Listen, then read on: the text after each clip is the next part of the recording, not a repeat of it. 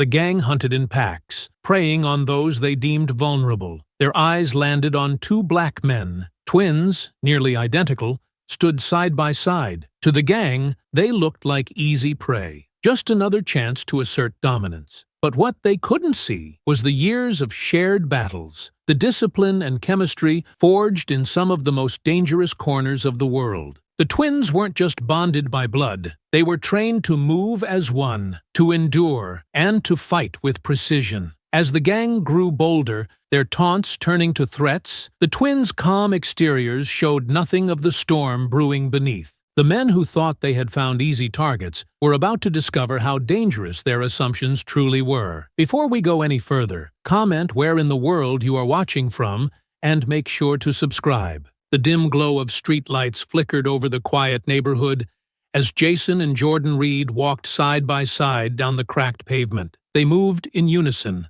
their strides naturally synchronized, a trait honed from years of working together in high-stakes military operations. Though they'd traded battlefields for civilian life, their sharp eyes and guarded expressions betrayed a readiness to act at a moment's notice. "I still don't see why you dragged me out here," Jordan muttered, shifting the gym bag slung over his shoulder. "I had plans tonight, you know." Jason smirked.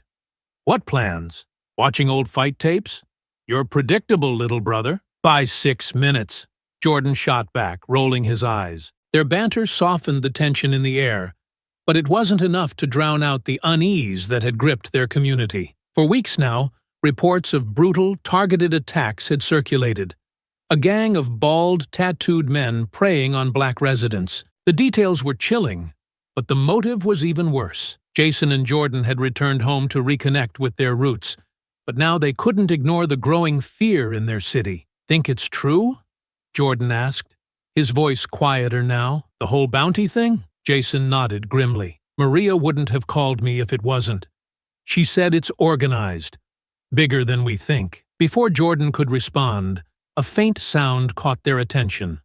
A low murmur of voices, followed by the scrape of boots on asphalt. The twins instinctively slowed their pace, their senses sharp. "You hear that?" Jason asked, his tone shifting to the clipped precision of a soldier. Jordan nodded, his eyes scanning the shadows. "Yeah, we've got company." From an alleyway ahead, a group of men emerged, their faces lit by the pale streetlights. Bald heads glinted, and inked skin stretched over muscle. One of them, taller than the rest, stepped forward with a twisted grin. "Well, look at what we've got here," the leader drawled, his voice dripping with venom. "2 for the price of 1. The gang spread out, cutting off the twins' path. The air grew heavier as tension crackled like a live wire. Jason and Jordan exchanged a glance, a silent agreement. "Guess we're not making it home on time," Jason muttered. "Wouldn't want it any other way," Jordan replied, his fists clenching.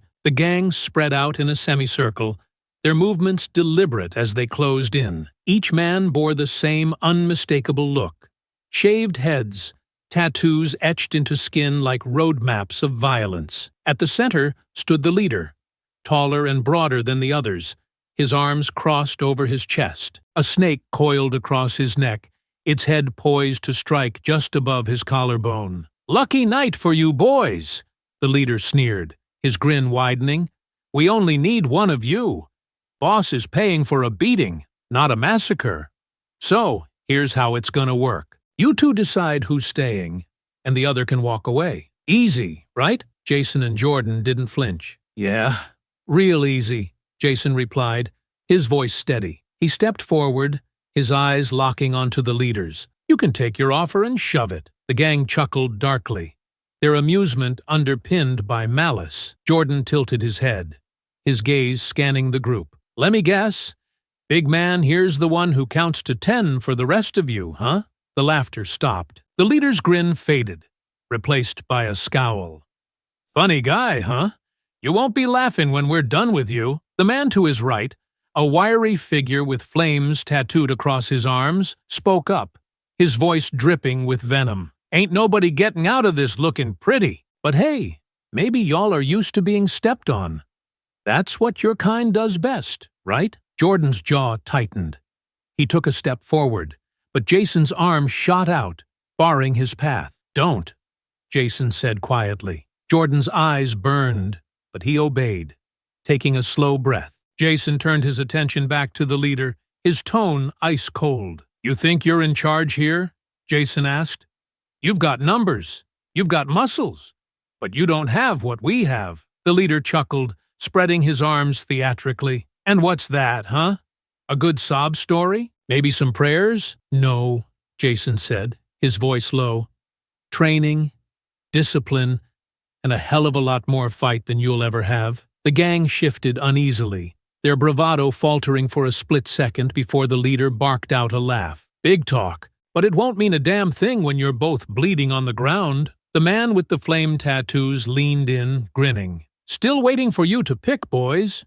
Who's the brave one, and who's the coward?" Jordan's lips curled into a smirk, his tone laced with mockery. "How about you pick? Start with me. I promise, it'll be the worst mistake you've ever made." The gang leader's eyes narrowed, his pride clearly stung. He pointed at Jordan. "Fine. You're up first, and when I'm done with you, your brother can crawl back to whatever hole you two came out of." Jason stepped in front of Jordan, his fists clenched. "If you want him, you'll have to go through me first." The gang erupted in laughter, but it was hollow now, a forced sound meant to mask their growing unease. "Oh, this is gonna be fun," the leader said, cracking his knuckles. "2 for 1 special. Let's see what you've got." The twins exchanged a look, years of unspoken communication passing between them in an instant. They knew this wasn't just about them anymore.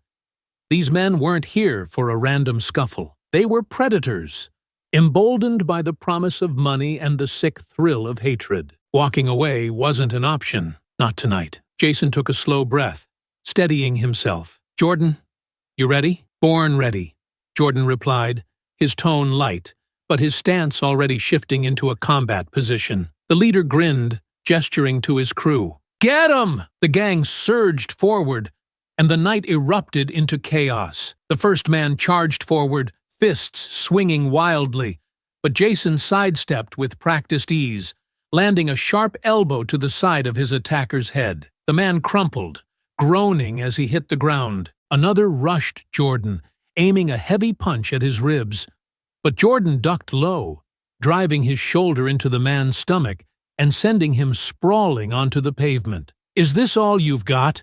Jordan taunted, straightening up as the remaining gang members hesitated. The leader's grin faltered as he glanced at the 2 fallen men. "Get up!" he barked, but neither moved, groaning in pain. Jason turned his sharp gaze to the rest of the group, his voice calm but commanding. "You might want to rethink this. We're not like the others you've gone after." One of the gang members, a younger man with a nervous look in his eyes, shifted uncomfortably. "Who the hell are you?" he demanded, his voice wavering. Jason took a step forward, his imposing presence making the man flinch. "The question isn't who we are," Jason said. "It's why you're so eager to throw yourselves into a fight you can't win." The leader stepped in, his face twisted in anger. "Shut up," he snapped at his crew. "They're just 2 guys. You scared of a couple of—" Jason cut him off, his tone steely. "2 guys who just took down 2 of yours in under a minute. You sure you want to keep going?" The group hesitated, exchanging uncertain glances. The tension hung heavy in the air until the leader growled and shoved one of the men forward. "Don't just stand there! Get them!" But the man didn't move. Instead, he pointed at the twins, his voice trembling. "They're not normal, boss. Did you see how fast they moved? They're just freaks," the leader snapped, his tone dripping with venom. "Doesn't matter how fast they are, we're taking back this town, one undesirable at a time." Jordan's jaw tightened, his fists clenching as he took a step forward. "Undesirable?" he spat. "That's what this is about? You think you get to decide who belongs here?" The leader smirked, crossing his arms. "Damn right we do. This town used to be clean, used to have respect. Now it's crawling with your kind, taking up space, lowering property values. So yeah, we're cleaning up. Starting with you 2. Jordan took another step forward, but Jason's hand shot out, gripping his brother's shoulder. "Don't," Jason said softly, though his eyes never left the leader. "Let him talk." Jordan hesitated, then stepped back, though his fists remained clenched. "You're pathetic," Jason said, his voice low and even, hiding behind numbers, behind hate. "You think you're doing something noble? You're nothing but cowards." The leader's grin twisted into a snarl. "Cowards? You've got a big mouth for someone who's outnumbered." Jason raised an eyebrow, gesturing to the two unconscious men on the ground. "Outnumbered? Doesn't seem like the odds are in your favor anymore." The younger gang member spoke up again, his voice shaking. "Boss, maybe we should just—" "Shut up!" the leader roared, turning on him. "You think they're gonna walk out of here after what they've done? After what they are? No. This is where it ends for them." Jason's expression hardened. "No," he said quietly. "This is where it ends for you." The words hung in the air, a chilling promise that sent a ripple of doubt through the gang. But the leader's pride wouldn't let him back down. He raised his hands, signaling his men to move. "Get them!" he ordered, his voice venomous. The gang members hesitated for only a moment before surging forward again. Jason and Jordan braced themselves, ready for the next wave. The gang surged forward like a wave, but Jason and Jordan moved as one, their battlefield instincts kicking in. They didn't need words. Years of fighting side by side had forged an unbreakable bond. Every movement, every strike was synchronized, flowing seamlessly from one brother to the other. Jason lunged first, intercepting a burly attacker who aimed a wild swing at Jordan. He ducked the punch, grabbing the man's wrist and twisting it sharply. The gang member howled in pain as Jason drove his knee into the man's gut, sending him sprawling to the ground. Jordan pivoted behind his brother, grabbing a smaller, wiry man who tried to flank them. With a quick feint, Jordan dodged the man's jab, countering with a brutal hook that sent him stumbling. Before the attacker could recover, Jordan grabbed his shirt, yanked him forward, and delivered a crushing elbow to the side of his head. Another gang member charged in, swinging a crowbar wildly. Jason sidestepped, the metal barely grazing his arm, and delivered a swift uppercut to the man's jaw. As the crowbar clattered to the ground, Jason snatched it up, using it to block an incoming punch from another attacker, before swinging it low to sweep the man's legs out from under him. "Cover me!" Jason barked, tossing the crowbar aside as he advanced on the leader. "On it!" Jordan called back, pivoting to intercept two gang members who were circling behind them. The first man rushed him, throwing a heavy punch aimed at Jordan's face.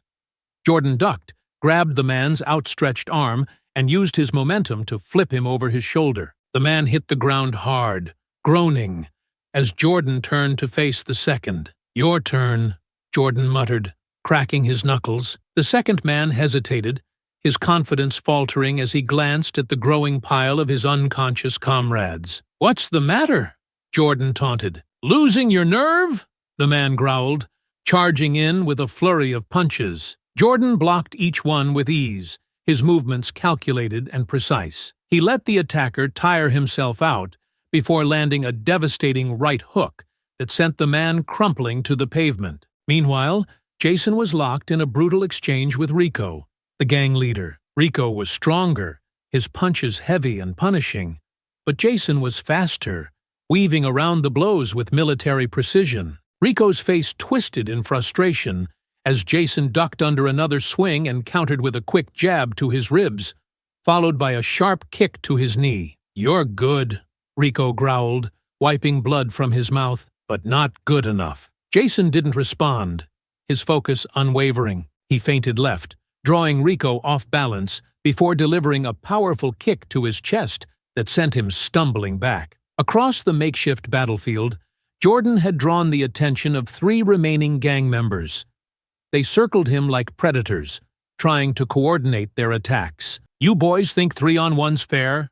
Jordan quipped, shifting into a defensive stance. One of the men lunged, aiming for Jordan's legs, while the other two swung high. Jordan sidestepped the first attack, grabbed the second man's arm mid-swing, and used him as a shield against the third. The two collided with a sickening thud, leaving only one standing. "You sure you don't want to sit this one out?"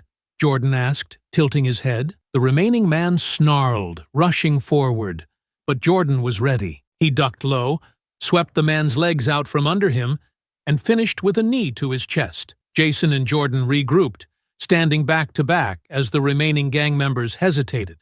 Their confidence shattered. "You've got nothing left," Jason said, his voice cold. "Walk away while you can." Rico spat on the ground, his face twisted with rage.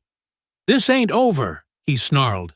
"Not by a long shot." Jason and Jordan exchanged a glance, their expressions grim. "No," Jason replied. "It's over when we say it is." The gang regrouped, their hesitation fading as Rico barked orders. "Enough playing around. Focus on one of them. Divide and conquer." His voice was sharp, carrying the weight of desperation and fury. Jason and Jordan read the shift in the gang's movements instantly. The remaining men closed in tighter, their steps more deliberate, their gazes darting between the twins. "They're trying to split us," Jason murmured, his voice tight. "Let 'em try," Jordan replied, cracking his neck. "They'll regret it." The gang moved in formation, Rico pointing at Jason. Two men lunged at him, forcing him to sidestep and defend.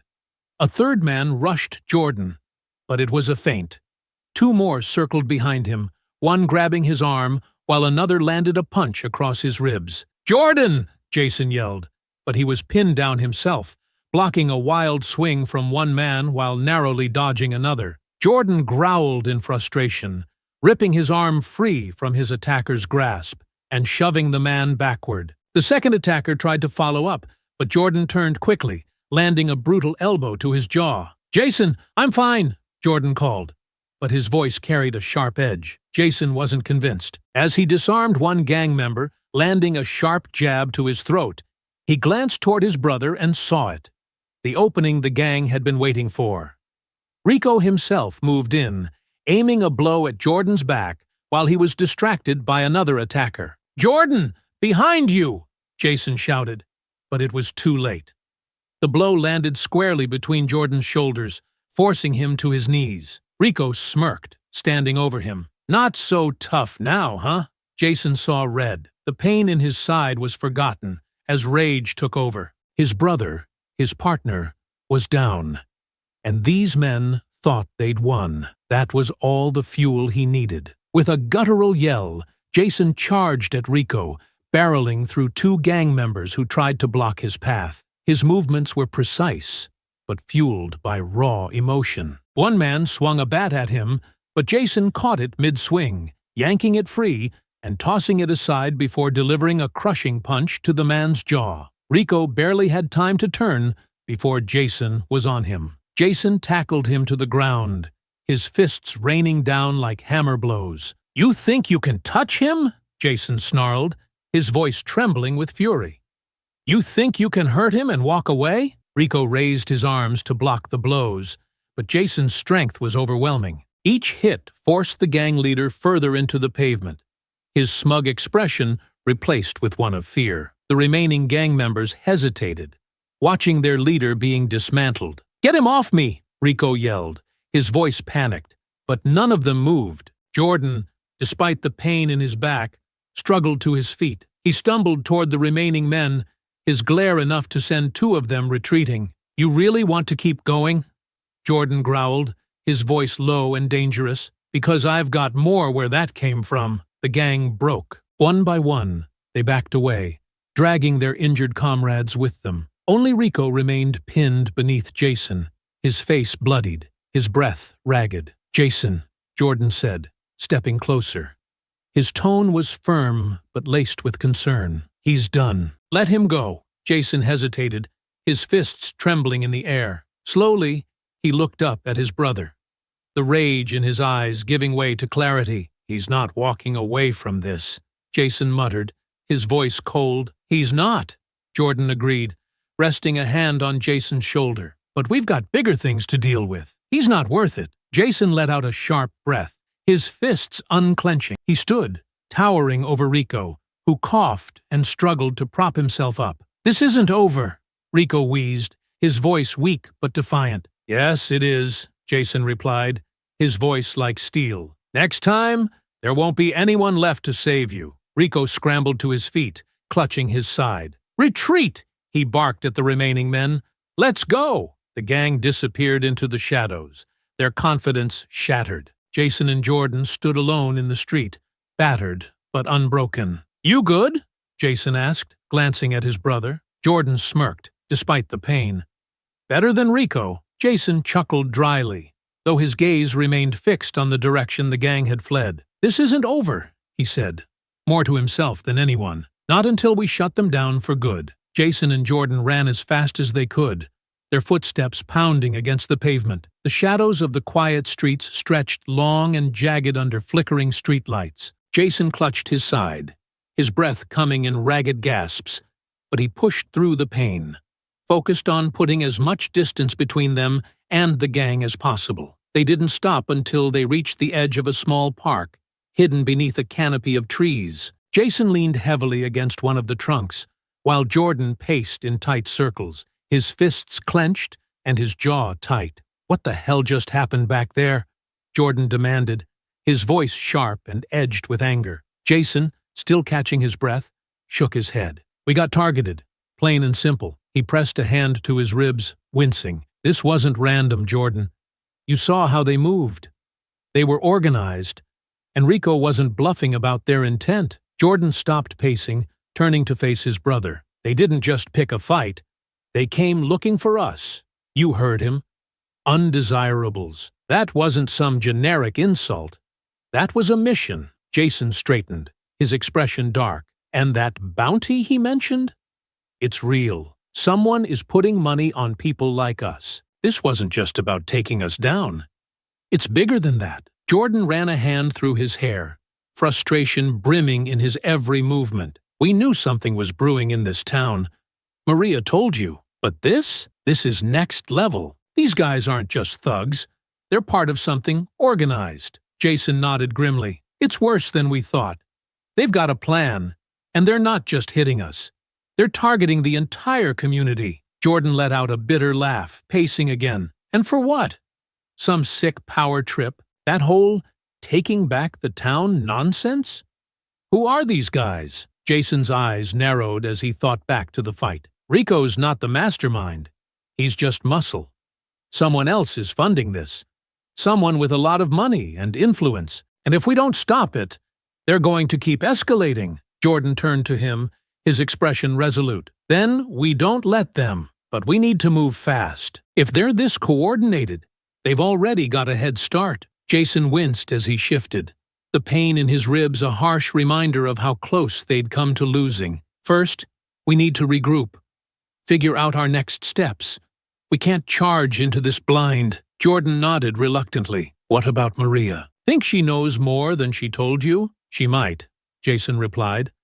"And if she doesn't, we'll make sure she finds out. She's got the connections we need to figure out who's really behind this." Jordan crossed his arms, glancing toward the distant lights of the city. "Do you think this bounty thing is citywide, or is it bigger than that?" Jason's face hardened. "If it's happening here, it's happening somewhere else too. But right now, we need to focus on stopping it here. Every minute we wait, someone else could be next." Jordan exhaled sharply, his gaze darkening. "We've seen this kind of thing before, haven't we? Back overseas. People being targeted, communities torn apart. And now it's here." Jason met his brother's gaze, his voice steady despite the storm building inside him. "Yeah, but this time, we're not soldiers following orders. We're the ones calling the shots." Jordan smirked faintly, though his eyes burned with determination. "Good. I prefer it that way." Jason glanced back toward the direction they'd come from. The bloodstains on the pavement, the shattered weapons left behind, they were all reminders of the violence that had unfolded. "This isn't over," he said quietly. "Not even close." Jordan agreed. "So, what's next?" Jason turned back to his brother, his voice filled with resolve. "We track Rico. We find out who's pulling his strings, and we shut them down for good." The next morning, Jason and Jordan sat in a quiet corner of a dimly lit diner, their coffee cups untouched as the hum of conversation and the clatter of dishes filled the room. Jason rubbed his side, wincing slightly, while Jordan tapped his fingers against the table in impatience. "She's late," Jordan muttered, glancing at the door for the third time in as many minutes. Jason didn't look up. She'll be here. She knows what's at stake. The bell above the door jingled, and Detective Maria Carter strode in. Dressed in jeans and a leather jacket, she scanned the room quickly, her sharp gaze locking on the brothers. She moved toward them, her steps brisk, her face set in a tense expression. "Morning," she said, as she slid into the booth across from them. Her eyes flicked between the two, lingering on Jason's stiffness and their visible bruises. "You look like you've been through a war zone." Jordan smirked faintly. "You should see the other guys." Maria's expression didn't soften. "You're lucky you didn't end up in the morgue. Those guys aren't amateurs." Jason leaned forward, his voice calm but firm. "We didn't have a choice, Maria. They came after us." Maria sighed, leaning back in the booth. "And now you're here because you want something from me. Let me guess. You want to know who's behind Rico's crew." Jordan folded his arms. "We don't just want to know. We need to know. They're not just a gang." Rico mentioned a bounty system, and he wasn't bluffing. Maria's eyes widened slightly. "A bounty system?" Jason nodded. "They're targeting specific people, like us. Rico called it cleaning up the town. This isn't just random violence. It's organized, and it's funded." Maria exhaled slowly, her face darkening. "That explains a lot. I've been tracking similar incidents for weeks.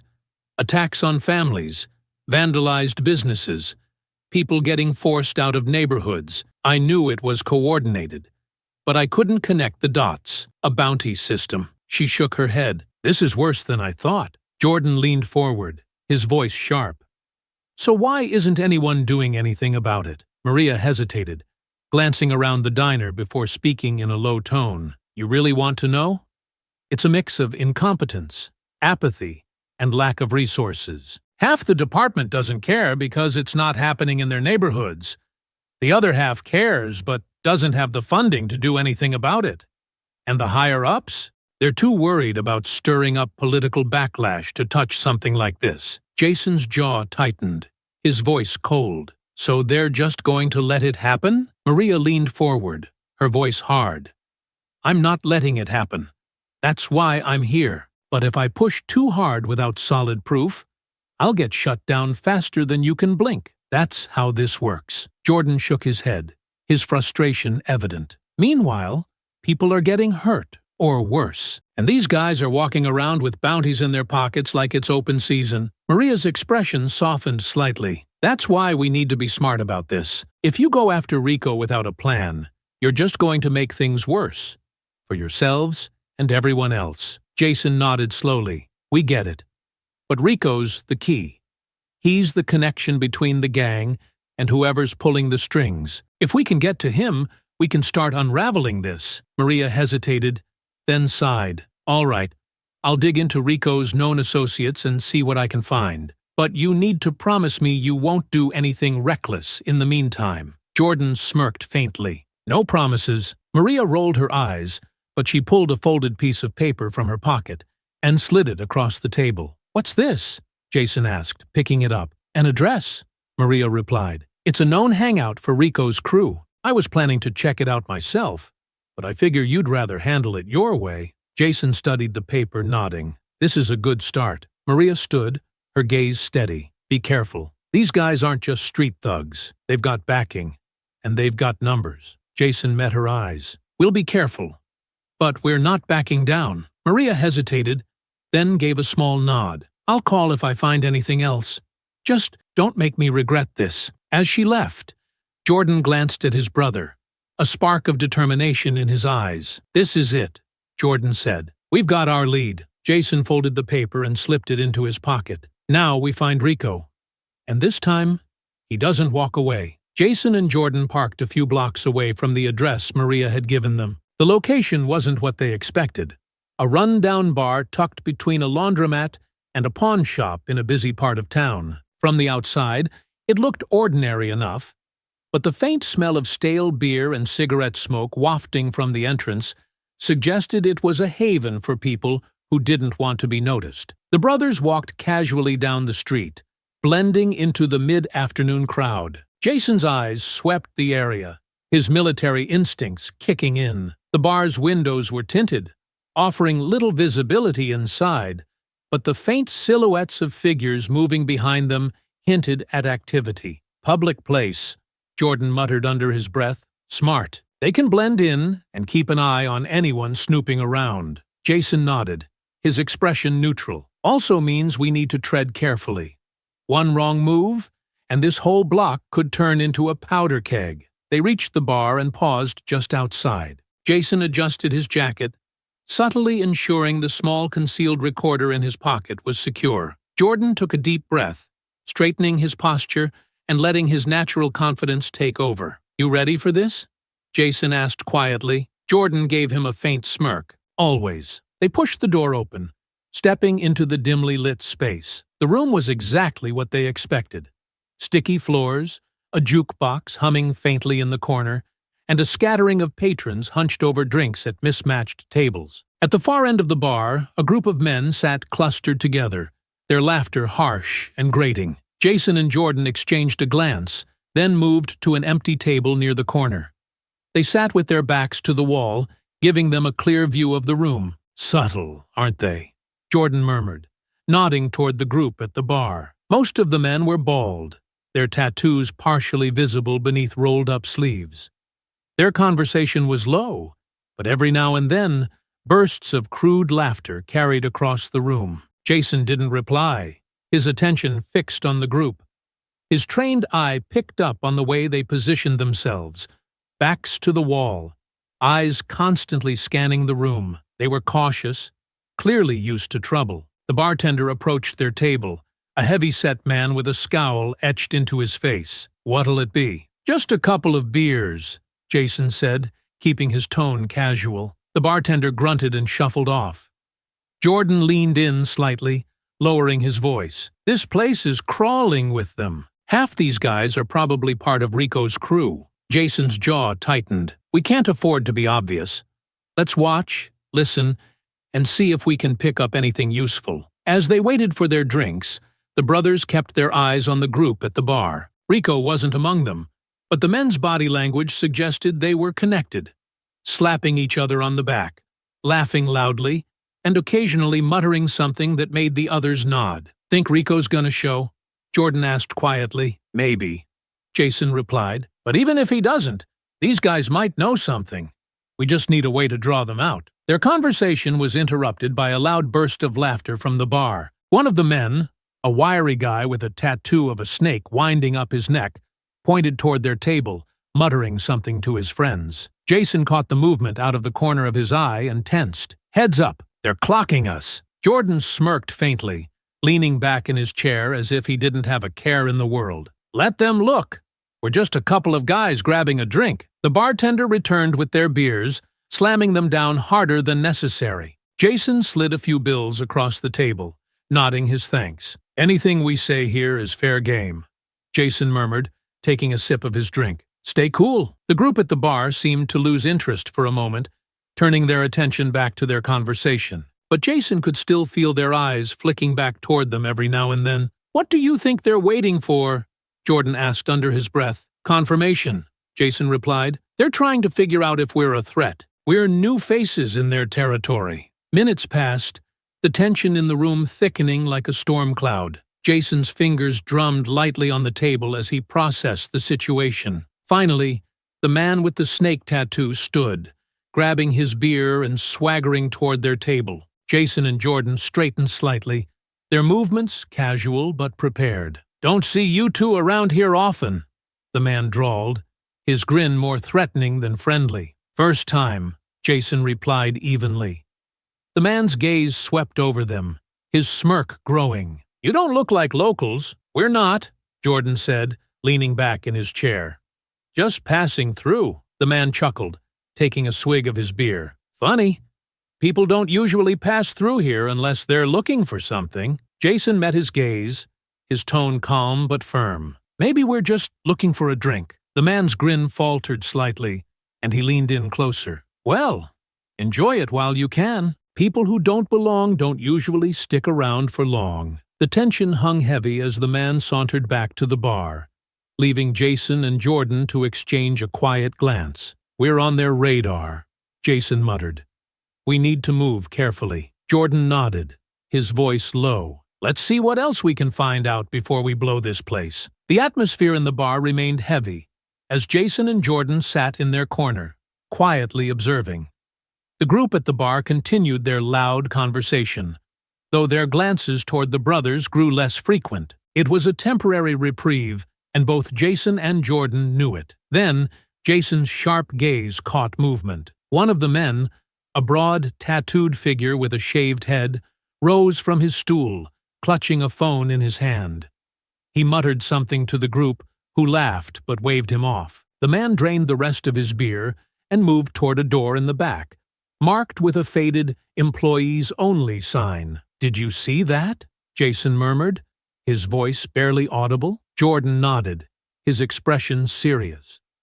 "Think it's worth checking out?" "Definitely," Jason replied. "If he's stepping away from the group, he might know something, or be someone important." Jordan smirked faintly. "Guess it's time for a little recon." The brothers rose from their seats, moving casually toward the back of the bar. Jason left a few bills on the table as they passed, ensuring their exit wouldn't draw attention. They waited until the man disappeared through the door, then followed. The hallway behind the bar was narrow and dimly lit, the faint smell of cleaning chemicals mingling with the musty air. Jason moved silently, his steps calculated, while Jordan stayed close behind. The man didn't notice them at first. He was fiddling with his phone, muttering under his breath as he walked further into the hallway. But then he stopped abruptly, his head turning slightly as though sensing their presence. Jason and Jordan froze, pressing themselves against the wall.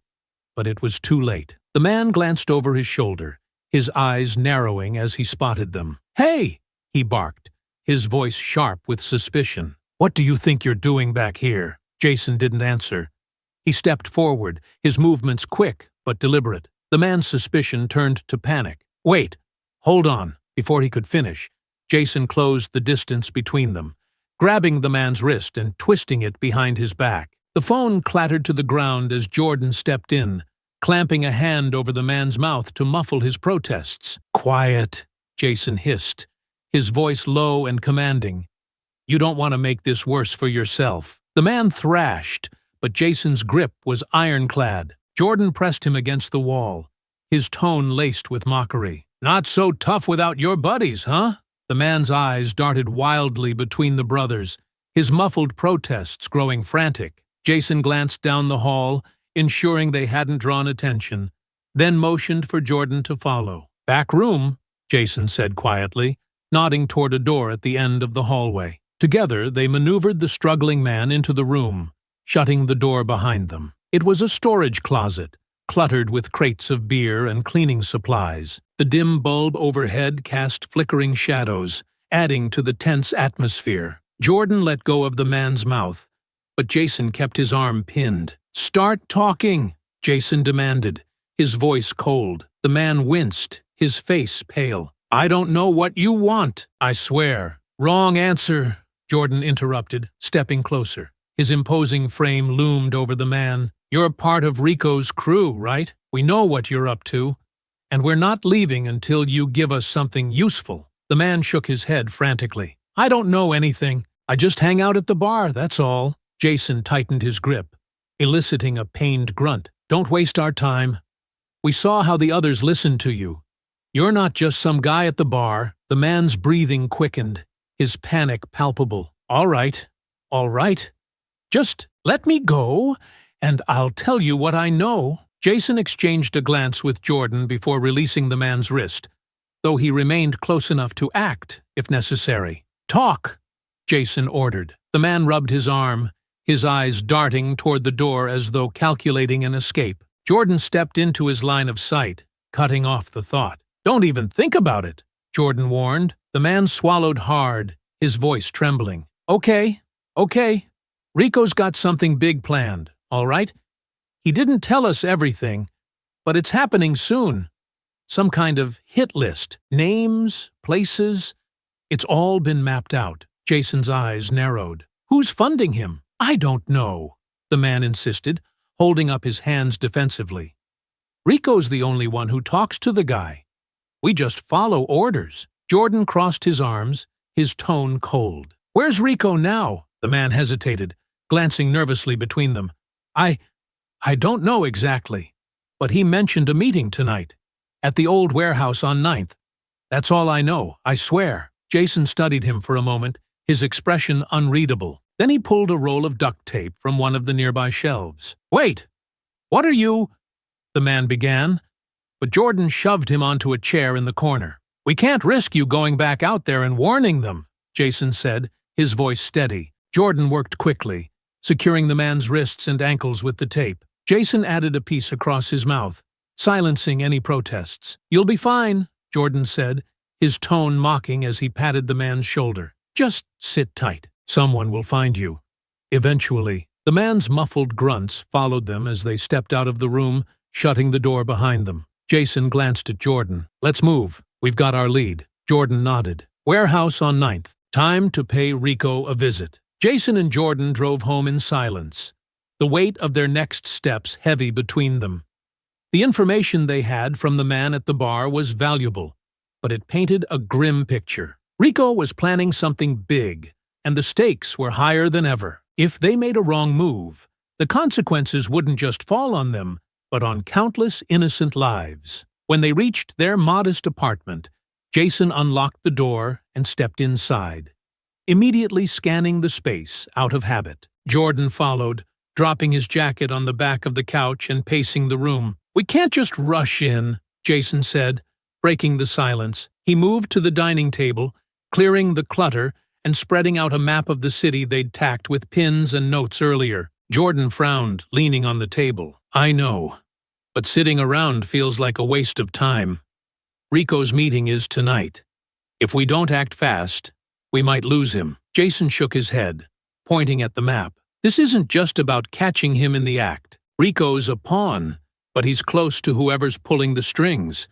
If we rush in and take him out, we lose any chance of exposing the bigger operation. We need a plan to isolate him, take the gang down, and get him talking." Jordan exhaled sharply, crossing his arms. "All right. What are you thinking?" Jason straightened, his tone firm. "First, we prepare for a fight. If Rico's meeting goes south, he'll either try to run or double down with the gang. We can't risk being outnumbered or outgunned. Second, we make sure he doesn't have anywhere to run. We'll tip off Maria and the police, but we need to make sure they're ready to move when we give them the signal." Jordan smirked. "So, we get Rico cornered, cut him off from his crew, and make him spill his guts." "Sounds easy enough." Jason shot him a look. "It won't be. Rico's not an idiot, and his men are loyal.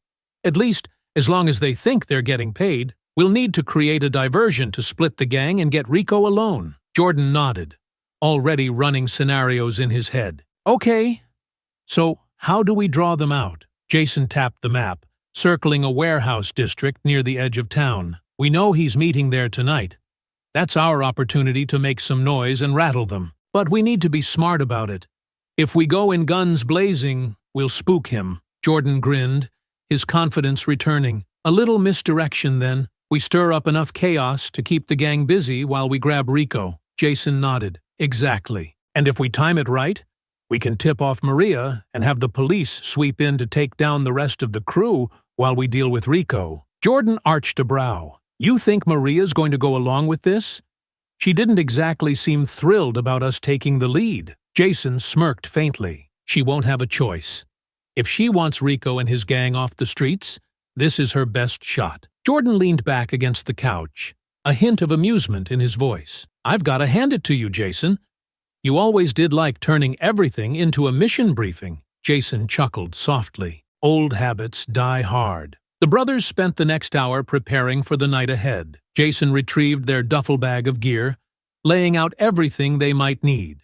Knives, gloves, compact radios, and a few makeshift tools for breaching if necessary. Meanwhile, Jordan focused on strategy, sketching out rough plans for entry and exit points. "If we can block off this side of the warehouse," he said, pointing to a section of the map, "we'll funnel Rico toward us. We take him down, and the rest of the gang has nowhere to go when the cops roll in." Jason nodded, his expression focused. "Agreed.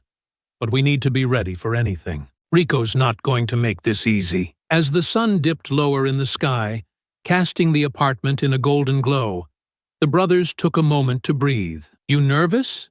Jordan asked, breaking the silence. Jason shook his head, though his eyes betrayed a flicker of tension. "Not nervous, just focused.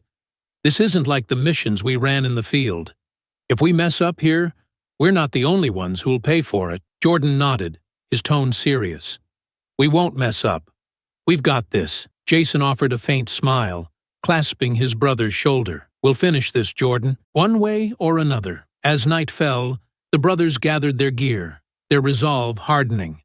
The stakes were high, but they knew what needed to be done. "Let's move," Jason said, as they stepped out into the cool night air. "It's time to end this." The air was cool and still as Jason and Jordan approached the warehouse district, their movements silent and deliberate. The glow of streetlights barely penetrated the shadows cast by the looming, rust-streaked buildings. A chill ran through the air, but it wasn't just the temperature.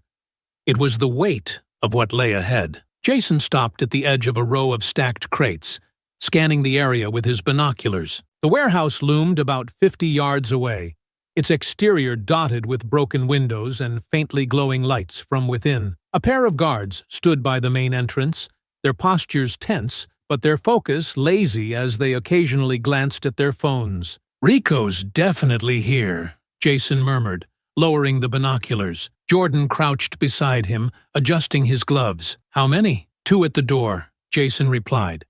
"But there's more inside. I saw movement near the upper windows. Could be lookouts, maybe another crew hanging back." Jordan smirked faintly. "Looks like a party.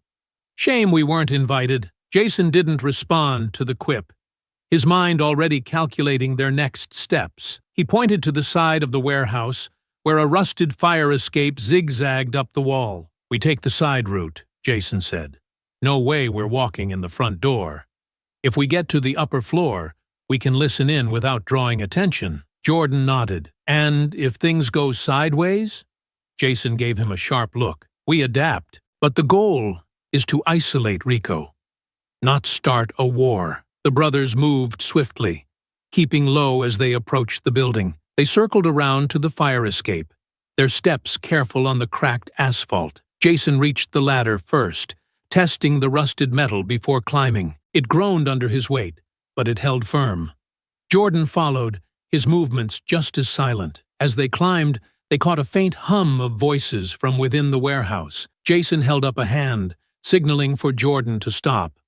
They paused, pressing themselves against the wall near a broken window. Inside, the voices grew clearer. Jason peeked through the gap, his sharp eyes scanning the room. Rico stood in the center of a group of men, his large frame impossible to miss. He was gesturing wildly, his voice carrying an edge of impatience. "We don't have time to mess around," Rico was saying. "The boss wants results, and he's not paying us to sit on our hands.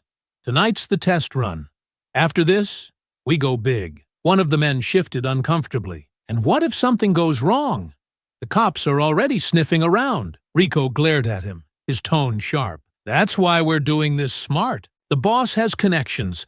No one's touching us. Just stick to the plan, and we'll all get paid." Jason's jaw tightened as he listened. He motioned for Jordan to move closer, whispering in his ear, "He's planning something big. This isn't just about us.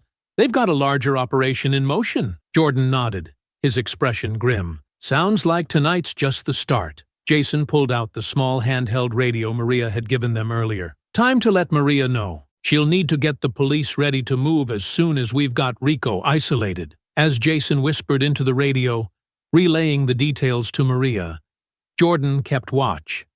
Rico's tone shifted, his frustration giving way to a smug confidence. "Relax," Rico said, flashing a crooked grin. "This town's ours. After tonight, they'll know it too." Jason finished his transmission and tucked the radio back into his pocket. "Maria's mobilizing the police," he said quietly.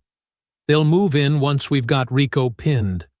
We just need to get him away from the rest of the crew." Jordan smirked faintly. "And how exactly do we do that?" Jason's lips curled into a small smile. "We give him a reason to leave." The brothers climbed down the fire escape, moving quickly and quietly to a shadowed corner near the side entrance. Jason retrieved a small firecracker-like device from their gear bag, one of the improvised tools they'd prepared earlier. "We set this off here," Jason said, planting the device near a stack of crates. "It'll draw their attention, maybe pull some of them outside. If we're lucky, Rico will come out to see what's going on." Jordan grinned, his excitement barely contained. "You've always been good at making noise." Jason rolled his eyes, but couldn't help a smirk. "Let's just hope it works." With the device in place, they moved back to a safer vantage point, waiting for the right moment. Jason pressed the detonator, and the firecracker sparked to life, sending a sharp crack echoing through the air. Inside, the group's conversation halted abruptly. Rico barked orders, his voice cutting through the chaos. "Go check it out!" he snapped. Two of his men rushed toward the side entrance, leaving Rico and a smaller group inside. Jason nodded to Jordan, his voice low. "Now's our chance." As the gang moved to investigate the noise, the brothers slipped into the warehouse through the side door, their steps silent as they prepared to execute the next phase of their plan. Jason and Jordan slipped through the side door of the warehouse, moving with practiced silence. Inside, the faint hum of machinery and the murmur of voices filled the air. Rico stood at the center of a loose circle of gang members, gesturing angrily as he barked orders. "Get your heads in the game!" Rico snapped. "We've got work to do tonight, and I don't have time for screw-ups." The brothers crouched behind a stack of crates, watching the scene unfold. Jason's sharp eyes scanned the room, taking in the layout, the exits, and the positions of the men. There were at least 6 of them, including Rico, enough to make things messy. "We can't wait much longer," Jordan whispered. "If they spread out, it'll get harder to control." Jason nodded. "We'll make our move now. Time to draw them out." The brothers stood, stepping into the light. The scrape of their boots against the floor drew every pair of eyes in the room. "Well, well," Rico drawled, his lips curling into a smirk. "Look who decided to show up." The gang turned toward the twins, their hands instinctively moving to their weapons. Tension rippled through the air, thick and suffocating. Jason stepped forward, his voice calm but commanding. "Rico, it's over. We know what you're planning. And it ends here. You're not walking out of this warehouse with your crew intact." Rico laughed, a harsh, mocking sound. "You two think you can just waltz in here and shut us down? You've got guts, I'll give you that. But you're out of your league." Jordan crossed his arms, his expression cold. "You're the one out of your league. You think running a crew and throwing out bounties makes you untouchable? Newsflash. We've taken down guys a lot bigger and smarter than you." One of the gang members, a wiry man with tattoos snaking up his neck, stepped forward, sneering. "Big talk for 2 guys against all of us." Jason's gaze didn't waver. "You don't have to do this. Walk away now, and you won't get hurt." Rico's smirk faded, replaced by a glint of anger. "You're real funny, you know that? You think you can just show up here and tell us what to do? This is our town. We call the shots." Jordan took a step closer, his tone sharp. "What you're doing isn't calling the shots. It's cowardice. Targeting innocent people, hiding behind numbers. That's not power. That's desperation." The room grew quieter, the tension thick enough to cut with a knife. The gang exchanged uneasy glances, their confidence shaken by the twins' composure. But Rico wasn't backing down. He took a step forward, his eyes narrowing. "You don't get it, do you? This town belongs to us now. People like you don't belong here. We're cleaning up, making it right again. And if a few people get hurt along the way, so be it." Jason's jaw tightened, his voice dropping to a dangerous tone. "This isn't about the town. It's about your ego. You're using hate to cover for the fact that you're nothing without your crew." That struck a nerve. Rico's face twisted with anger, and he pulled a crowbar from a nearby crate, gripping it tightly. "You've got a big mouth for someone who's about to get crushed." Jordan smirked, stepping up beside Jason. "Careful, Rico. That crowbar's not going to help when you're flat on your back." Rico's men began to move, closing in slowly. One of them muttered, "Let's just take 'em out, boss." Jason raised his hands slightly, palms outward, a gesture meant to hold them at bay. Think carefully about your next move. This doesn't have to end with you in handcuffs or worse. Rico grinned darkly. No, but it's going to end with you two on the ground. The tension snapped like a rubber band. Rico swung the crowbar in a wide arc, aiming for Jason. Jason ducked, his movements quick and precise, and the fight erupted in a storm of fists, weapons, and chaos. The room erupted into chaos as Rico swung his crowbar at Jason, missing by inches. The metallic clang echoed through the warehouse as the twins braced themselves. The gang advanced, their weapons gleaming in the dim light, and the tension snapped into an all-out brawl. Jason dodged a heavy punch from one of Rico's men, countering with a sharp elbow to the ribs. The thug grunted in pain, but swung again, catching Jason in the side. Jason staggered, his breath hitching from the impact, but he quickly regained his footing. "Jordan, watch your left," Jason called, blocking another blow aimed at his head. Jordan turned just in time to see a knife-wielding attacker lunging at him. He sidestepped, grabbing the man's wrist and twisting it hard. The knife clattered to the floor, and Jordan followed up with a brutal knee to the man's stomach, sending him to the ground. "Thanks for the heads up," Jordan muttered, his voice tight as he ducked under a pipe swing aimed at his head. "Stay sharp," Jason replied, dodging another wild punch. Rico barked orders from the center of the room, his voice cutting through the chaos. "Don't let them split you up. Take them down." The gang pressed forward, their numbers forcing Jason and Jordan into defensive positions. Jason deflected a crowbar aimed at his shoulder, grabbing the weapon and yanking it from his attacker's hands. He spun, using the crowbar to block another swing before slamming it into a man's shin. Jordan, meanwhile, was grappling with two men at once. One tried to grab him from behind, locking an arm around his neck, but Jordan shifted his weight, throwing the man over his shoulder. The second thug charged, swinging a wrench, but Jordan ducked low, delivering a sharp uppercut that sent the attacker reeling. "Jason, there's too many of them," Jordan shouted, his chest heaving as he blocked another blow. Jason glanced around, his sharp mind working quickly. "We've got to divide them," he said. "Draw them away from Rico." Jordan nodded, breaking away from his current opponent. He feinted a retreat, taunting the group.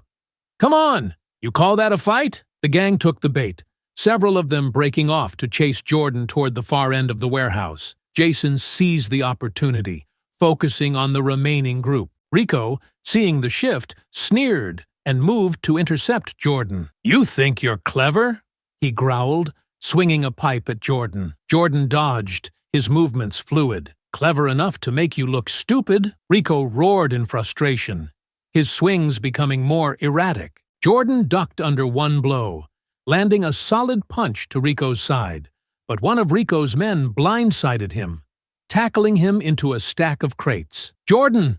Jason called, but he was forced to fend off another attacker before he could help. The fight was brutal and unrelenting. Both brothers landed powerful blows, their years of training evident in every move, but the gang's sheer numbers took a toll. Jason took a hit to the ribs, the pain sharp and immediate, but he pushed through it, disarming his attacker with a swift kick to the wrist. Jordan struggled to his feet, blocking a punch just in time. He retaliated with a headbutt, the force enough to send his opponent stumbling back. Rico stepped forward again, his pipe raised, but Jordan grabbed a nearby crate and hurled it at him. The crate smashed into Rico's chest, knocking him off balance. "You're not walking out of here, Rico!" Jordan spat, wiping blood from his lip. Jason finally broke free from his opponents, rushing to his brother's side. "You good?" he asked, his breathing labored. Jordan nodded, though his stance was tense. Still standing. The gang regrouped, their confidence wavering but their numbers still daunting. Rico snarled, pointing at the twins. "Finish them!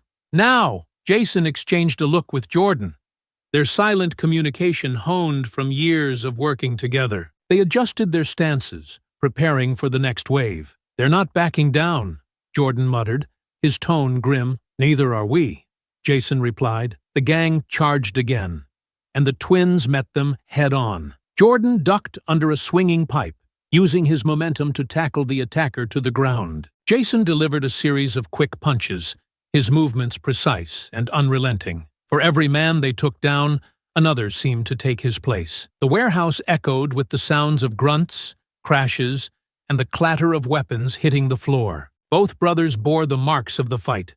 Bruises blossomed on their arms and faces, and blood trickled from split lips and shallow cuts, but they didn't falter. As the gang pressed closer, the brothers maneuvered toward a stack of crates, using the elevated position to their advantage. Jason pulled Jordan up beside him, the two standing back to back as the gang surrounded them. "This is getting old," Jordan quipped, wiping sweat from his brow. "Stay focused," Jason said, his eyes darting between their attackers. The gang hesitated for a moment, their movements slowing. The twins, battered but unbroken, stared them down, ready for whatever came next. Jason and Jordan moved as one, their movements fluid and precise, despite the exhaustion etched across their faces. With their backs against the stack of crates, they deflected every attack, landing punishing blows against Rico's gang. The tide of the fight had shifted.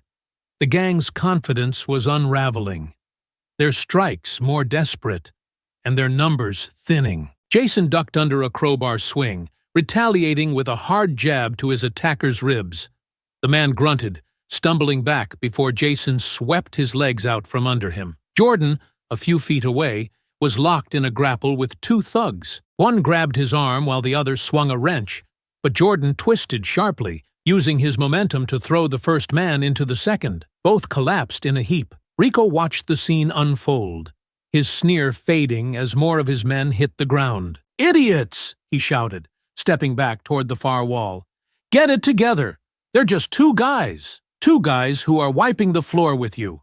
Jordan shot back, his tone mocking. Rico snarled, grabbing a metal pipe from a nearby crate and charging toward Jason. Jason turned just in time, blocking the swing with his forearm and twisting the pipe from Rico's hands.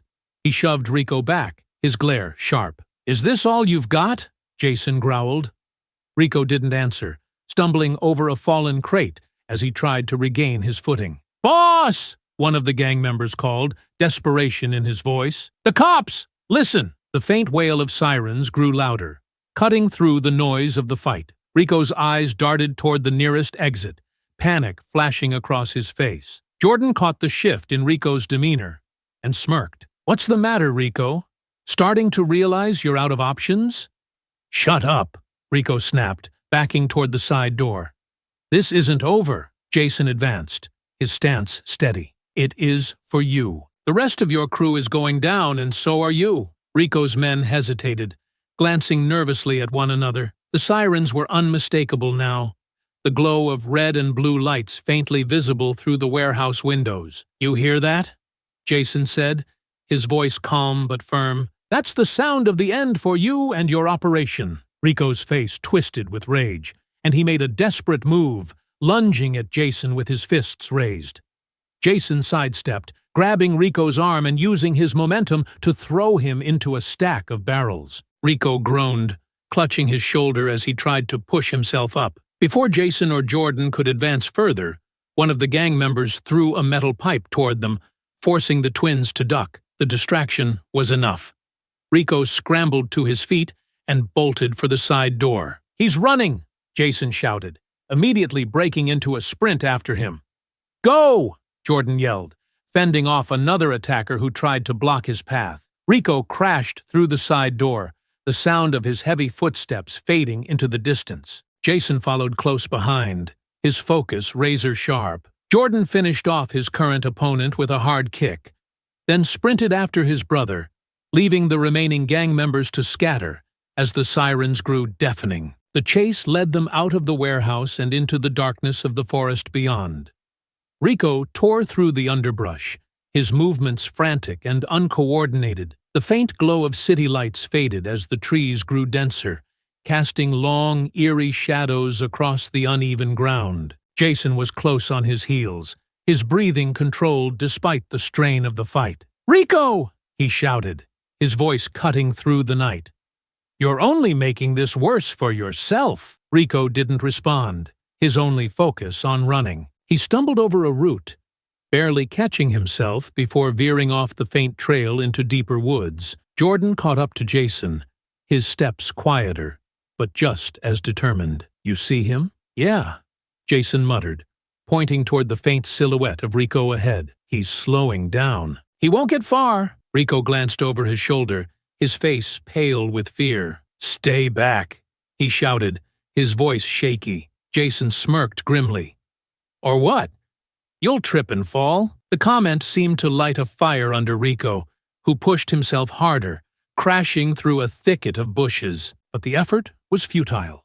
The twins were closing in. Finally, Jason lunged forward, tackling Rico to the ground. The two rolled across the forest floor, landing in a patch of damp leaves. Rico thrashed wildly, swinging his fists, but Jason pinned him down, his grip unyielding. Jordan arrived seconds later, grabbing Rico's arms and helping secure him. "You're done," Jordan said, his voice cold. "No more running," Rico growled, still struggling. "You think this ends with me?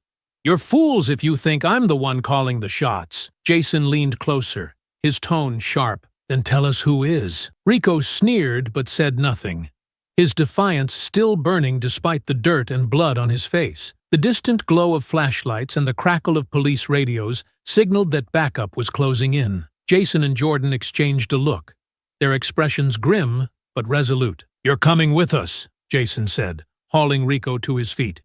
"And you're going to talk." Jason and Jordan tightened their grip on Rico as they began escorting him out of the forest. The faint glow of the city lights in the distance provided little relief from the oppressive darkness that surrounded them. The only sounds were their labored breathing, the crunch of leaves underfoot, and the distant wail of approaching sirens. Rico walked between them, his shoulders tense, but his steps obedient. For now, Jason kept a firm hold on his arm, his sharp eyes scanning the shadows ahead. Jordan walked a step behind, his gaze flickering between the path and Rico, his stance ready for any sudden moves. "This doesn't have to get any worse for you," Jason said, his voice low but firm. "You cooperate, and maybe, just maybe, you'll have a chance to walk away from this with a deal." Rico let out a dry, humorless laugh. "A deal? You're dreaming. You don't even know what you're up against." Jordan leaned in closer, his tone sharp. "Then enlighten us. Who's pulling your strings, Rico?" Rico glanced at him, his lips curling into a smug grin, despite the dirt and blood smeared across his face. "You think I'm scared of you? You've got nothing. You're chasing shadows." Jason's jaw tightened, but he didn't rise to the bait. "Keep moving," he ordered, steering Rico forward. For a moment, the tension seemed to ease. Rico trudged along without resistance, the faint sound of sirens drawing closer. But as they approached a clearing, Rico suddenly stopped, his body tensing like a coiled spring. Jason's instincts kicked in immediately. "Don't even think about it." Before he could finish, Rico twisted sharply, driving his elbow into Jason's ribs. The blow was quick and brutal, catching Jason off guard and forcing him to loosen his grip. Rico didn't hesitate. He spun around, landing a wild punch squarely on Jordan's face, sending him stumbling back into a tree. "Rico!" Jason shouted, lunging forward. But Rico was already running, disappearing into the dark maze of trees. "Damn it!" Jordan growled, rubbing his jaw as he pushed himself off the tree. "You okay?" Jason asked, already sprinting after Rico. "Fine," Jordan replied, shaking off the pain. "Let's get him!" The chase was on again, but this time the forest seemed to conspire against them. The darkness pressed in on all sides, the faint moonlight barely piercing the thick canopy of branches overhead. The sounds of Rico's frantic flight, crunching leaves, snapping twigs, echoed ominously, blending with the natural rustle of the forest. Jason and Jordan pushed forward, their breathing ragged but determined. Every shadow seemed to shift, every rustle a potential ambush. "Keep an eye on the ground," Jason said, his voice low. "He'll try to trip us up." "Yeah, well, he already hit my face," Jordan muttered. "I'm not letting him get away with it." The faint sound of Rico's footsteps grew louder, but then, abruptly, they stopped. Jason and Jordan froze, their eyes scanning the darkness. "Where is he?" Jordan whispered, his voice barely audible. Jason held up a hand, signaling for silence. He strained his ears, listening for any hint of movement. The forest was eerily quiet now, the oppressive silence broken only by the occasional hoot of an owl in the distance. Then, a rustling sound to their left. Both brothers turned, their eyes locking on the faint outline of a figure moving through the underbrush. "There!" Jason hissed, taking off toward the sound. Jordan followed close behind, his adrenaline surging as they closed in. The chase was relentless, the uneven terrain and low-hanging branches threatening to slow them down. But Rico's movements were growing more erratic, his exhaustion starting to show. "Stop running, Rico!" Jordan shouted, his voice cutting through the darkness. Rico didn't reply, his breath coming in ragged gasps as he stumbled over a root. He caught himself and kept moving, but his pace was slowing. Jason was the first to close the gap, reaching out to grab Rico's shoulder. Rico spun around, swinging wildly with a branch he'd picked up. Jason ducked, the branch narrowly missing his head. "Give it up, Rico," Jason growled, dodging another swing. Jordan arrived seconds later, tackling Rico to the ground. The three of them crashed into the dirt, the impact jarring. Rico thrashed wildly, kicking and clawing in a desperate attempt to break free. "You're done!" Jordan spat, wrestling Rico's arm behind his back. "Get off me!" Rico snarled, trying to buck Jordan off. Jason grabbed Rico's other arm, pinning it down as he leaned in close. "You think you can keep running? Look around, Rico. There's nowhere left to go." Rico stopped struggling for a moment, his chest heaving as he glared up at the twins. "You don't get it," he panted. "You don't even know who you're dealing with." Jason's grip tightened.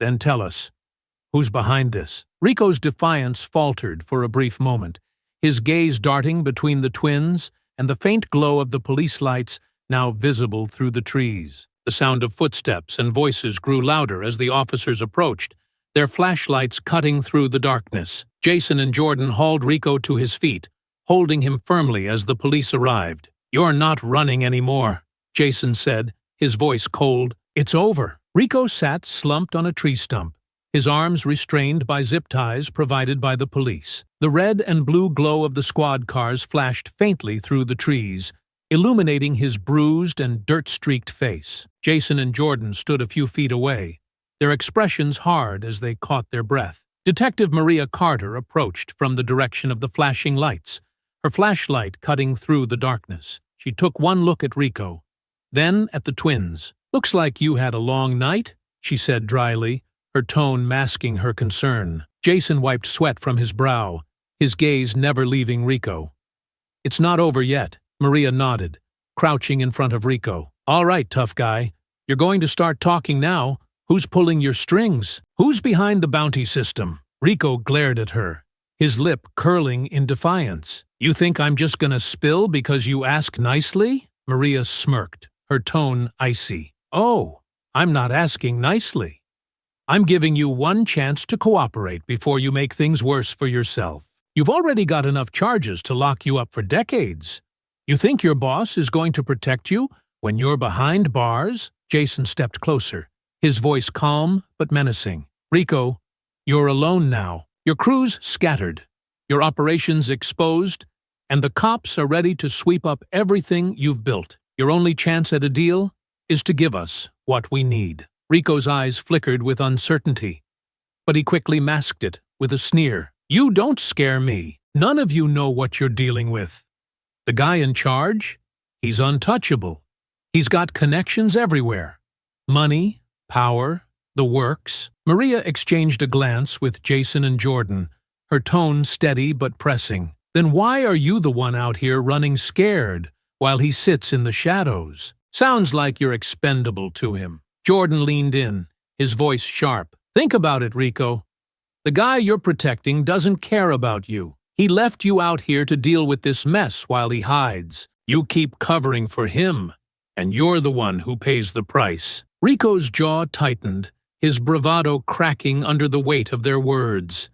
He looked away, his chest rising and falling as he struggled with his next move. Jason stepped closer, his tone low and deliberate. "This is your last chance, Rico. You talk or you go down as the fall guy for everything. You want to take the heat for him? Fine. But don't think for a second he's going to lift a finger to help you. Rico let out a bitter laugh, his gaze finally meeting Jason's. You think I don't know that? You think I don't know I'm a pawn in all this? Maria's expression softened slightly, though her voice remained firm. Then stop being a pawn. Give us the name. For a long moment, Rico was silent, the tension in the clearing thick and oppressive. Finally, he exhaled sharply, shaking his head. All right, fine. You want a name?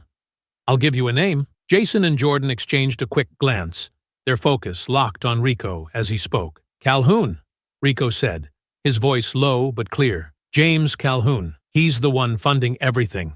The bounties, the operations, all of it. Maria's brow furrowed. James Calhoun? The real estate magnate? Rico nodded, his lips curling into a bitter smile. The very same. Guy's got half the city in his pocket. He's been buying up properties, driving out undesirables. And when the law didn't move fast enough for him, he paid us to speed things up. Jason's fists clenched at his sides, his voice tight with anger. And the bounties? Those were his idea too? Rico nodded. Yeah, said it was the most efficient way to clean up the neighborhoods he wanted. Offered big payouts for anyone who could remove the problem. You two? Just unlucky enough to end up on the list. Maria stood, her expression grim. If Calhoun's behind this, we're going to need more than your word. Where's the proof, Rico? Rico hesitated, his defiance resurfacing. You think I'm stupid enough to keep records? Calhoun's too smart for that. But there's one place you might find something. Jason stepped closer, his tone sharp. Where? Rico sighed heavily, his shoulders slumping. He's got a property outside of town, a private retreat. It's where he holds his meetings, keeps his documents. If you're looking for evidence, that's your best shot. Maria nodded, already reaching for her radio. We'll take it from here.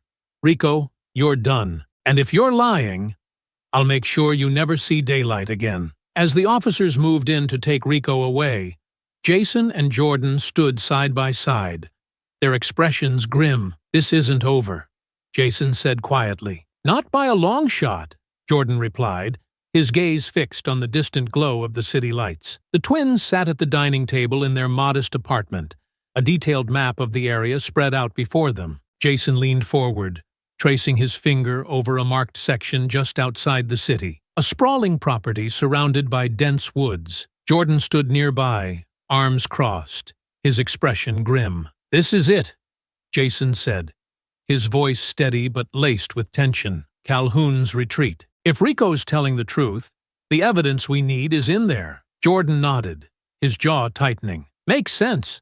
A guy like Calhoun isn't stupid enough to leave a paper trail anywhere public. A private estate is exactly where he'd keep his secrets. Jason glanced up at his brother. But it also means getting in won't be easy. A place like this? It's probably got private security, cameras, maybe even motion sensors. We can't risk setting off alarms. Jordan smirked faintly, though there was little humor in it. So we sneak in, grab what we need, and get out before anyone knows we're there. Just like old times. Jason sat back, his expression serious. It's not a military op, Jordan. We can't just storm in. If we're caught, not only do we lose the evidence, but we tip Calhoun off. He'll bury everything before the police can make a move. Jordan rubbed the back of his neck, letting out a long breath. All right. So what's the plan? Jason tapped the map again, pointing to the northern edge of the property. The main road leads directly to the front gate, heavily monitored, no doubt. But there's a service entrance here, hidden by the tree line. It's our best shot at getting in unnoticed. Jordan crouched beside him, studying the map. And once we're inside, Jason pulled a second piece of paper closer. A crude layout of the estate sketched from aerial photos. The main house is here, at the center. According to Rico, Calhoun has a private office on the second floor. That's where we'll find the files, if they exist. Jordan's brow furrowed. And what about security inside? Jason shook his head. We'll have to assume the worst. Cameras, guards, maybe even dogs. But we're not going in blind. He pushed a small duffel bag across the table, unzipping it to reveal their gear. Night vision goggles, lock-picking tools, gloves, and a pair of compact flash drives. We use these to copy whatever files we find and get out as fast as possible. Jordan picked up one of the drives, turning it over in his hand. And then we take this straight to Maria? Jason nodded. It's the only way. If we give this to her, the police can raid the place with a warrant. But without evidence, they can't touch Calhoun. This is all or nothing. Jordan leaned back, his expression thoughtful. You realize we're on our own for this, right? No backup, no safety net. If something goes wrong, it won't, Jason said firmly. We've done this before. We can do it again. Jordan chuckled softly, shaking his head. You always were the optimist. Jason smirked faintly. And you always make sure I don't get too optimistic. The brothers exchanged a look, a silent understanding passing between them. They both knew the risks, but neither hesitated. This wasn't just about stopping Calhoun. It was about justice for the lives he had already destroyed, and the ones he would ruin if left unchecked. The night was moonless, the sky shrouded in thick clouds that cast the world in darkness. Jason and Jordan parked their car a mile from the property, trekking through the woods with only the faint glow of a handheld GPS to guide them. The air was cold, their breaths visible in the faint light. As they approached the estate, the faint outline of the main house came into view. A sprawling mansion surrounded by tall fences and floodlights. Jason motioned for Jordan to stop, crouching behind a cluster of bushes as he surveyed the area. 2 guards at the gate, Jason whispered. Armed. No sign of dogs yet, but that doesn't mean they're not here. Jordan nodded, his voice low. Service entrance is to the north. Let's move. They crept along the tree line, their steps silent against the damp ground. The service entrance was, as expected, smaller and less conspicuous than the main gate, with only a single camera mounted above the door. Jason reached into his bag, pulling out a small device that emitted a low-frequency signal. He aimed it at the camera, disabling it temporarily. We've got 2 minutes, Jason said, his voice barely audible. Let's go. The door was locked, but Jordan made quick work of it with the lock-picking tools. The door clicked open, and the brothers slipped inside, their movements practiced and efficient. The service hallway was narrow and dimly lit, leading toward the main house. Jason motioned toward a staircase at the end of the hall. That's our way in. They moved quickly but cautiously, their senses on high alert. The faint hum of security cameras and the occasional echo of footsteps reminded them of the stakes. At one point, they pressed themselves against the wall as a guard passed by, holding their breaths until the danger was gone. Reaching the 2nd floor, they found the office door locked. Jason crouched, working the lock as Jordan kept watch. Moments later, the door clicked open, revealing a sleek, modern office filled with shelves of files and a high-end computer. Jackpot, Jordan muttered, stepping inside. Jason plugged a flash drive into the computer, his fingers flying over the keyboard. Cover me. This'll take a minute. Jordan stood by the door, listening for any sign of movement as Jason worked.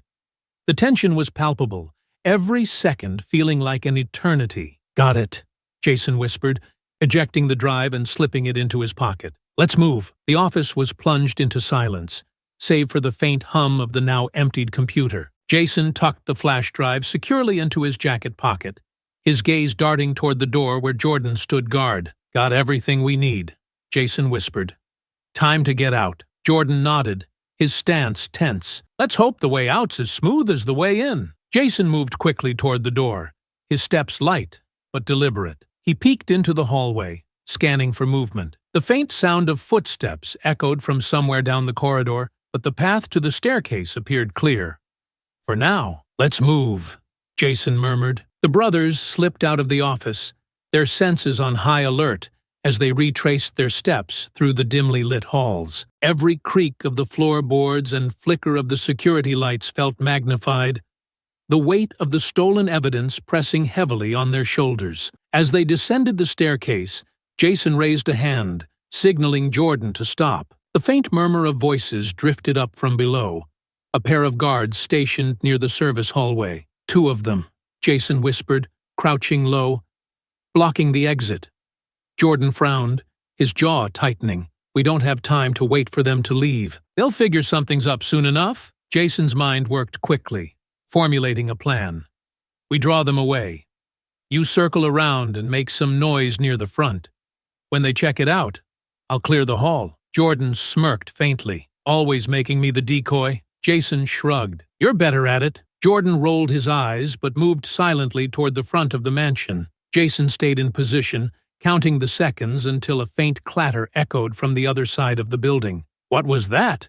One of the guards muttered. Go check it out, the other replied. Jason waited as one of the guards moved toward the sound. When the remaining guard was distracted, Jason sprang into action. He grabbed the man from behind, covering his mouth and pulling him back into the shadows. With swift precision, Jason rendered the guard unconscious, easing him to the ground. Moments later, Jordan reappeared, moving quickly to join Jason. All clear? He asked, his voice low. Jason nodded. Let's go. The brothers moved through the service hallway, their pace quickening as they neared the exit. But as they approached the door, a loud alarm suddenly blared, shattering the silence. Damn it!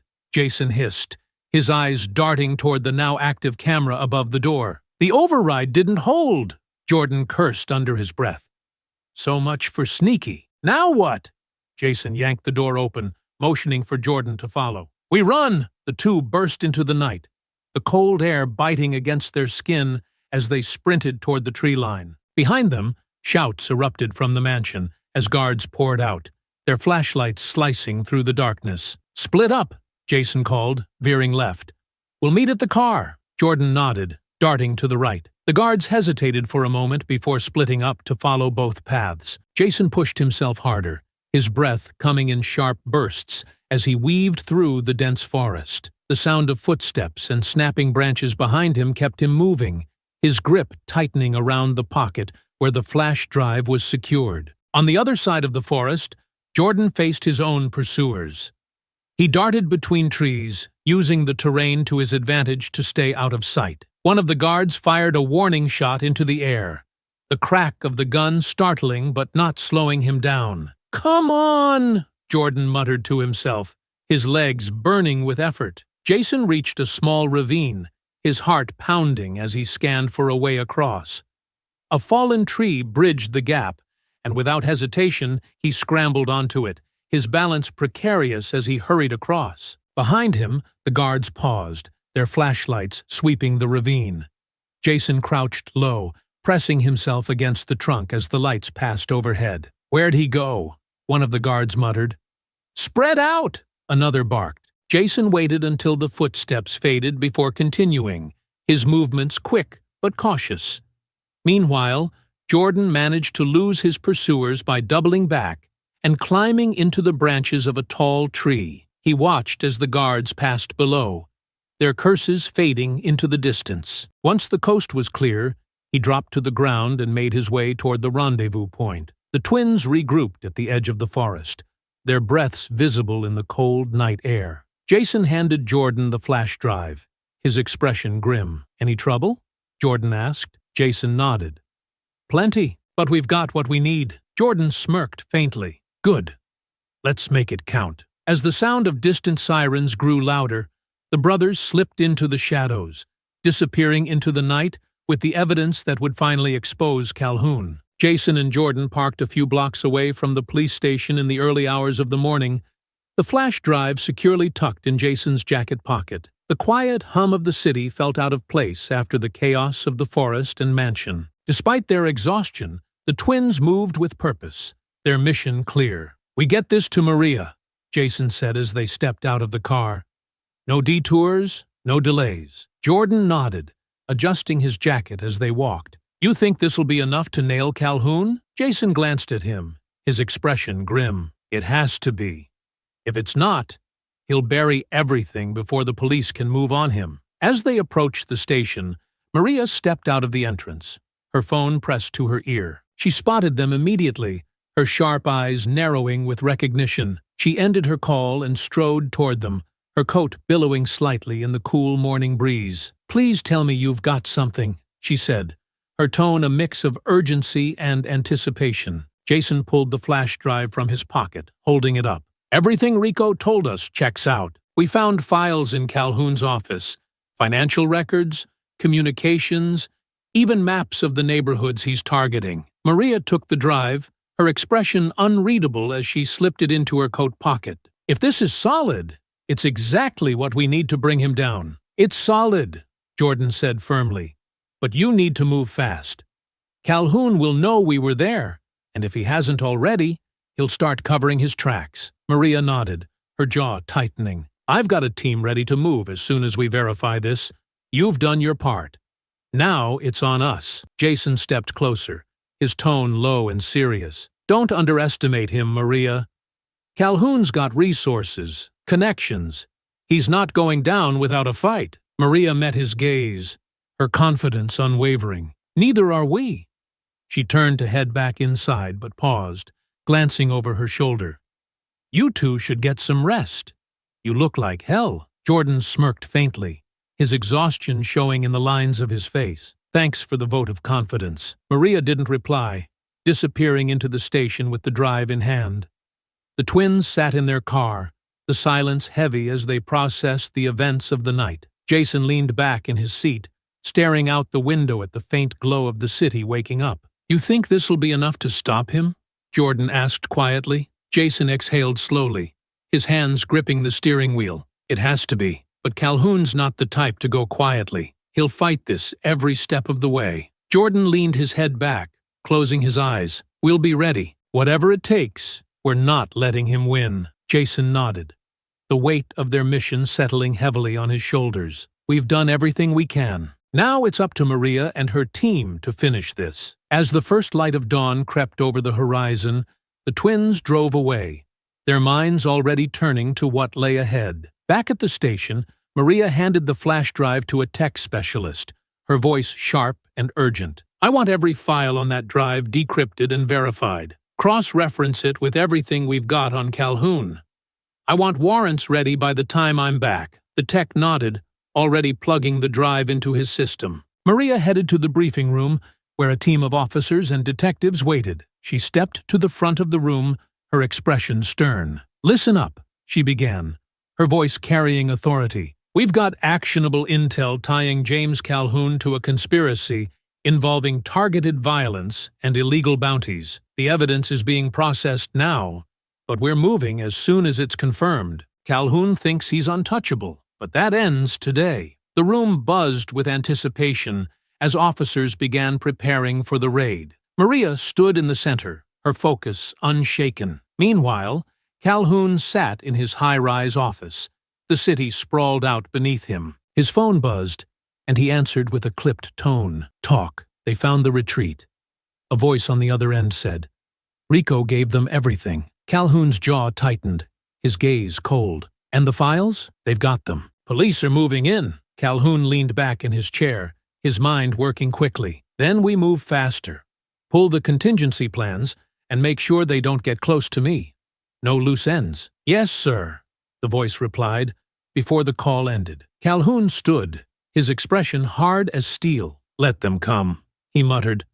They won't know what hit them. The police convoy moved swiftly through the city streets as dawn began to break, the flashing blue and red lights muted in the pale morning glow. Maria sat in the lead vehicle, her face set in grim determination. She glanced at the warrant on her tablet, the name James Calhoun emblazoned at the top. Everything checks out, the tech had confirmed earlier. The files are airtight. Financial records, communication logs, even video calls with gang leaders. This ties Calhoun to everything. Maria had wasted no time. Within the hour, she mobilized a team of officers, their plan clear. Calhoun's high-rise office was their target, and this was their best and possibly only chance to take him down. At the high-rise, Calhoun stood in his expansive office, the morning light streaming through floor-to-ceiling windows. The skyline stretched out behind him, a symbol of the empire he had built. He sipped his coffee, his demeanor calm despite the tension in the air. Sir, his head of security said, entering the room, we've reinforced the lobby and secured the main floors. If the police come, they won't make it to you without a fight. Calhoun nodded, setting his coffee down. Good. Make sure the records are purged and the contingency plans are in place. I don't want any loose ends. Yes, sir. the man replied before exiting. Calhoun turned to his desk, where a sleek laptop sat open. He typed quickly, sending out a series of encrypted messages. His calm mask faltered for a moment, his jaw tightening as he considered the storm heading his way. The convoy pulled up a block from the high-rise, the officers exiting their vehicles with practiced efficiency. Maria stepped out, her gaze locking on the towering building ahead. "We go in clean," she instructed her team.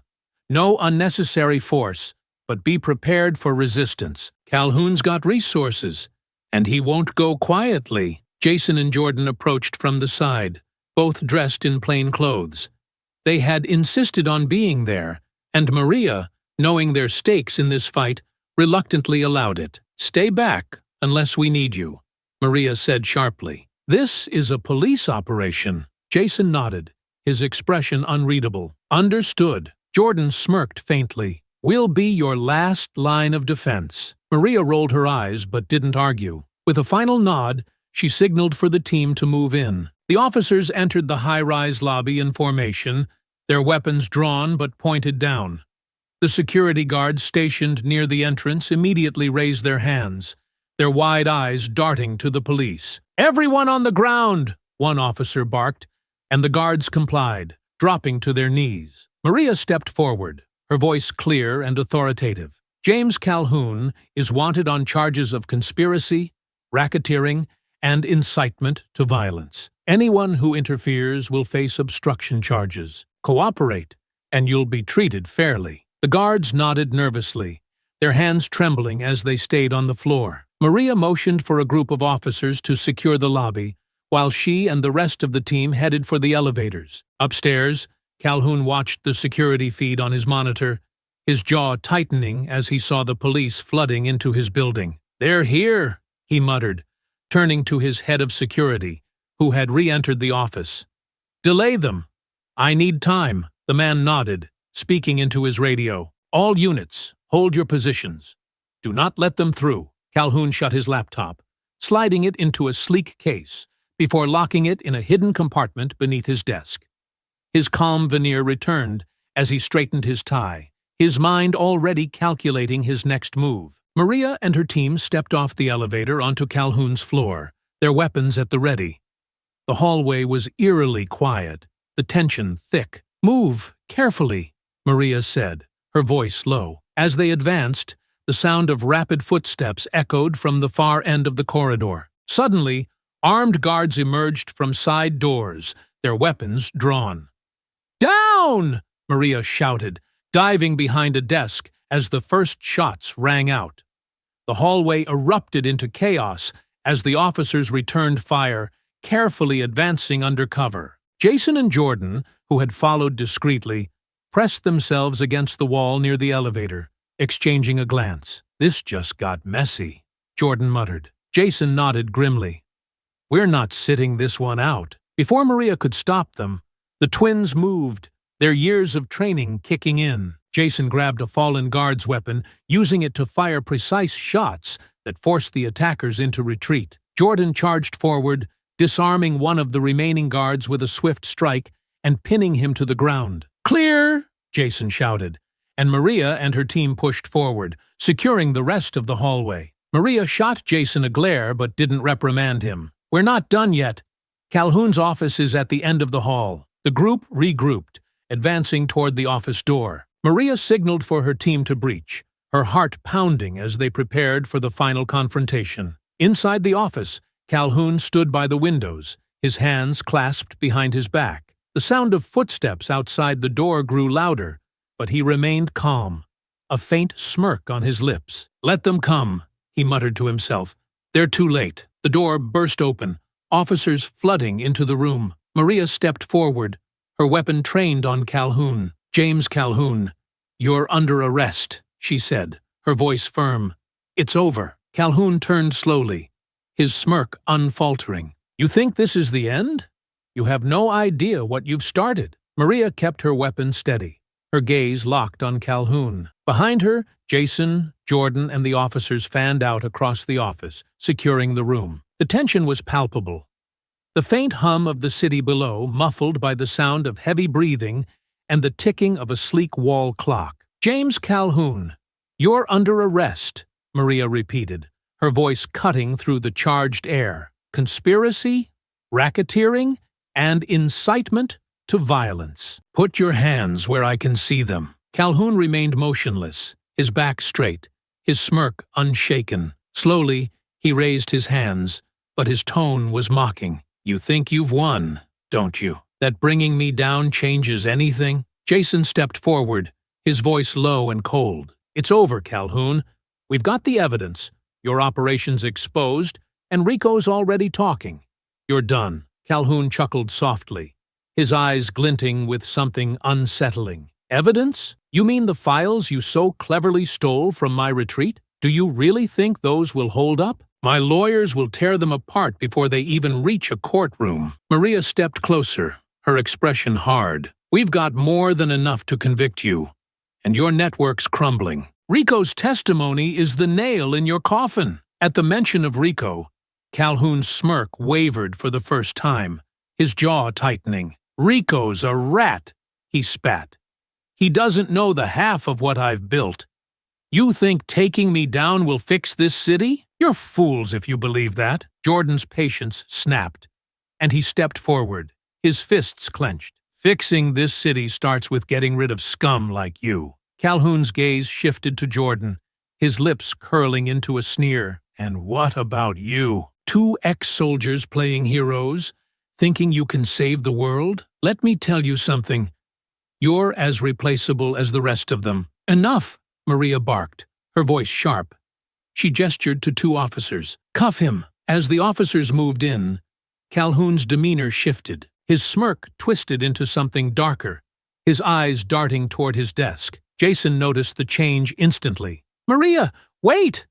Jason started, but it was too late. Calhoun moved with surprising speed, lunging toward his desk and pulling open a hidden panel. He grabbed a sleek black pistol and aimed it wildly, forcing everyone to dive for cover. The room erupted into chaos.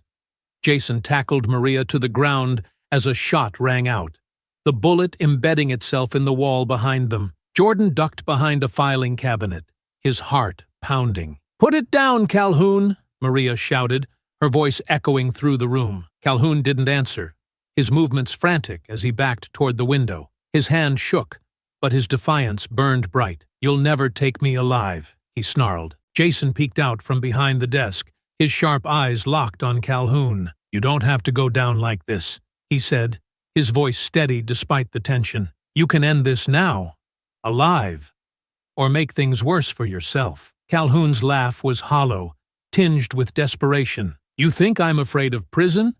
You have no idea what's waiting for you. Taking me down won't stop the system. Jordan stepped out of cover, his hands raised cautiously. The system may not fall overnight, but you will. Drop the gun, Calhoun. It's over. For a moment, it seemed like Calhoun might relent. His grip on the gun wavered, his eyes darting between the brothers and the officers around the room. But then his gaze shifted to the window behind him, the faint reflection of the city lights sparking a dangerous idea. No, Calhoun said, his voice quieter now, almost a whisper. This city is mine, and it always will be. Before anyone could react, Calhoun turned and slammed his shoulder into the window. The glass shattered, and he teetered on the edge of the high-rise, the cold wind whipping through the room. Don't! Maria shouted, rushing forward, but Calhoun took a step back, his balance faltering. Jason and Jordan moved simultaneously. Jason lunged for Calhoun's arm, while Jordan grabbed his other side, pulling him back from the edge. The 3 men crashed to the floor in a heap, shards of glass cutting into their skin. Get off me! Calhoun shouted, thrashing against their grip. But the twins held firm. Not today, Jason growled, pinning Calhoun's arm behind his back. Jordan grabbed the gun, tossing it across the room. Maria stepped forward, her weapon still drawn, but lowered slightly. It's over, Calhoun.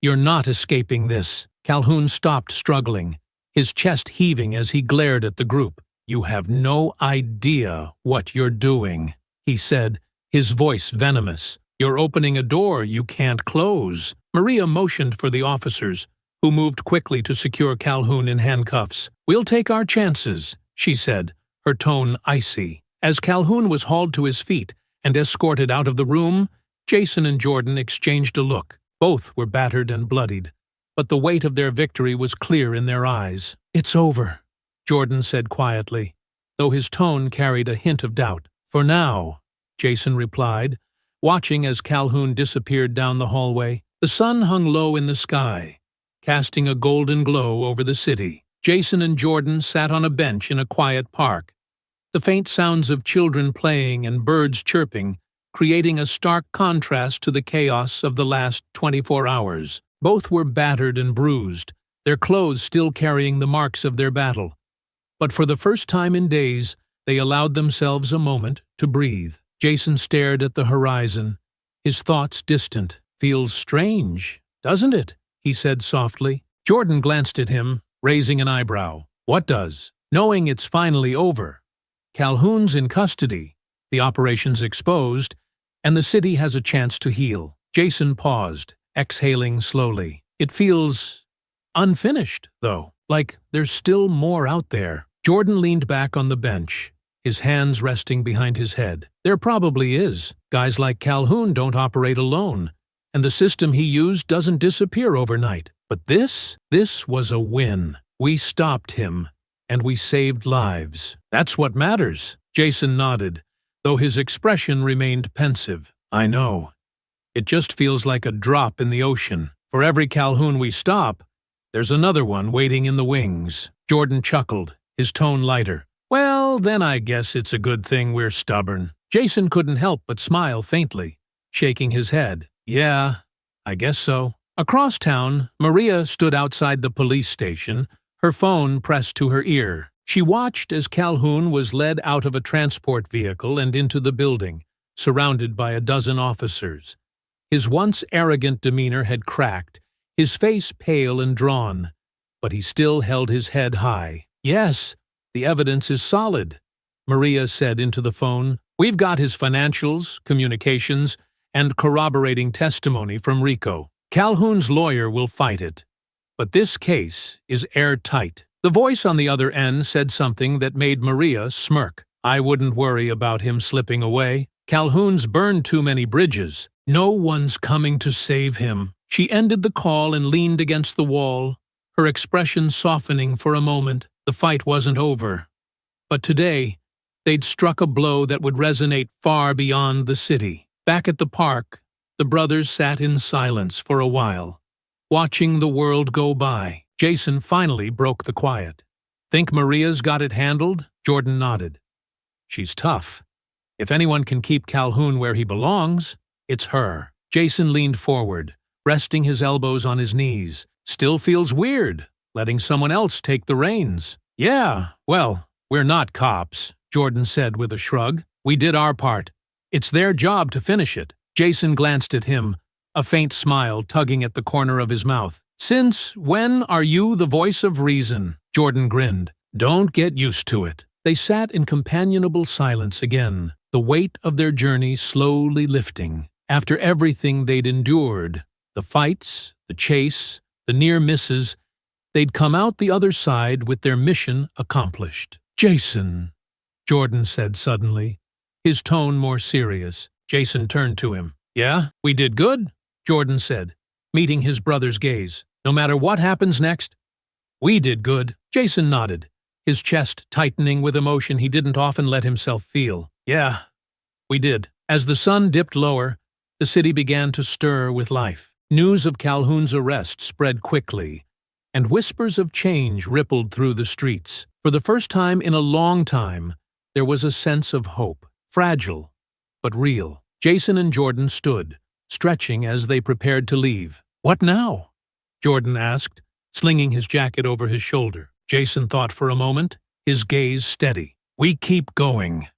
There's always another fight, another person who needs help. We've seen what happens when people like Calhoun are left unchecked. We can't let that happen again." Jordan smiled, his confidence unwavering. "Then let's get to it." The brothers walked away from the park, their steps purposeful.